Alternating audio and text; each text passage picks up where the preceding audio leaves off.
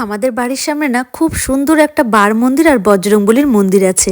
আর এত সুন্দর সাজিয়ে গুছিয়ে রাখে, এত ভালো লাগে দেখতে, কি আর বলবো। আর তার সাথে না প্রত্যেক শনিবার মানে 12 মাস প্রত্যেক শনিবার ওখানে না ছোট্ট করে পুজো দেয়। আর ভাদ্র মাসের শেষে গিয়ে বড় পুজো দেয়, যেখানে খিচুড়ি খাওয়ায়। আর প্রত্যেক সপ্তাহে যে শনিবার করে পুজো দেয় সেখানে না প্রসাদ দেয়। তো আমরাও যখন কালকে বাজারে গিয়েছিলাম দেখি প্রসাদ দিচ্ছে। যখন এরকম মুখের কাছে প্রসাদ পড়ে যায় সেটাকে তো ডেঙ্গিয়ে যাওয়ার সাহস বাপু কারো নেই, আমার তো একদমই নেই। আর আমি তো প্রসাদ খেতে বরাবরই খুবই ভালোবাসি।